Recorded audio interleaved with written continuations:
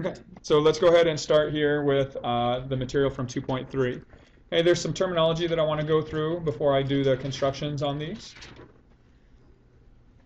Okay, the words that are used here are relatively self-explanatory, but we're going to focus on bisectors today, both segment bisectors and angle bisector.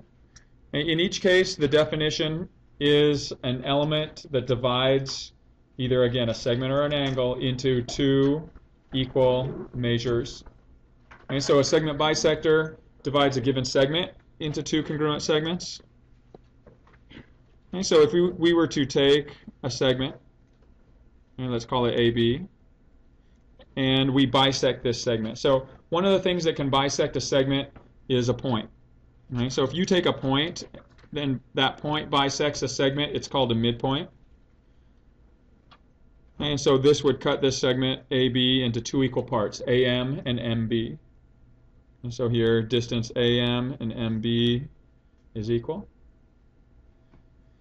And so we see that a point could be a segment bisector. Can a ray be a segment bisector? Yeah. Can a segment be a segment bisector? Yeah. Can a line be a segment bisector? As long as it passes through that midpoint, right, any element can be a segment bisector. So how many segment bisectors would segment AB have in this case? Is there any limit? No, it's an infinite number, right? Because even if it's just how many different segments or rays could bisect this, even just an infinite number of rays would bisect that segment. Okay, so a segment can be bisected by many different types of elements. Okay, the same is not true of angles. Okay, if we took an angle, let's say, and we wanted to bisect this angle. So an angle bisector is an element that divides the given angle into two equal angles. So if we were dealing with rays, so if I took a ray and I bisected this original angle, is there any other ray that could bisect that angle? In this case, no. That's the only ray that could bisect it. You can maybe name it different things, but there's no other ray that bisects that angle. And now, what is that? Would that be true of an acute angle? So if we took an acute angle, how many rays would bisect this angle? Again, one. So this is obtuse. What if we took a right angle? It's still just one, right? So is that going to be true for all angles? Okay, let me redraw one and then let you answer. What if I took this angle? If I took this straight angle and I drew in an angle bisector so that we cut it into two equal angles, is there going to be another potential ray that is an angle bisector? How is it going to be oriented? Yeah, it's just going to go straight down, right? So in this case, you need to pay careful attention to the wording of a question. But segments have an infinite number of bisectors, but only one midpoint, right? A segment will only have one single midpoint. An angle bisector, or an angle, is only going to have one angle bisector that's a ray, or again, as an individual element like a ray, except for a straight angle. A straight angle may have two of them. Right. Now, in dealing with these two definitions, segment bisector and angle bisector, it brings up the point of congruence versus equality again, so I want to review that really quickly. First of all, the symbols that are used. Congruent symbol and the equal symbol. And the congruent symbol is made up of an equal sign plus a sign called a tilde or tilde. It's used in math to represent similarity.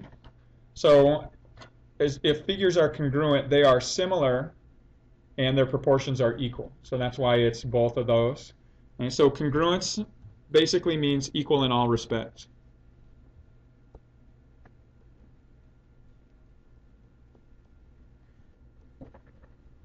And really what it's talking about that are equal is properties. And so congruent figures have properties that are equal in all respects, meaning they have the same heights, the same altitudes, the same medians, the same any perimeter, any measured property that you can have, they are the same if figures are congruent. Equality just means they have the same measure. And so equality is talking about just a single dimension of measurement. The congruence is talking about all dimensions. So any property that exists is going to be shared by both. And the other thing that congruence tends to refer to is the physical nature of something. Again, the properties of it. Whereas the equality is referring to its magnitude or measurements. And so if you're looking at congruence, the congruence occurs between physical elements. And so if we took, let's say, this segment, I'll call it XY, with midpoint M again. If we were to say that we have this congruence, this midpoint cuts this segment into two congruent segments, XM and MY. So if we're talking about the actual physical segments, so we have the segment symbol on top, we have to refer to these as being congruent. That means they're equal in all respect. It means their measures are the same, but it's specifically talking about the physical segments themselves. Whereas if we were referring to the equality, we'd have to go to the measurements. The measurements are distance xm and distance my. If there's no symbols above these, it's simply referring to the distance between the points x and m and the points m and y. Distances are that single dimension of measurement, so those would be equal. It's a very small difference between the two, but you do need to be able to distinguish. When physical things are congruent, their measures are equal. Questions about those concepts?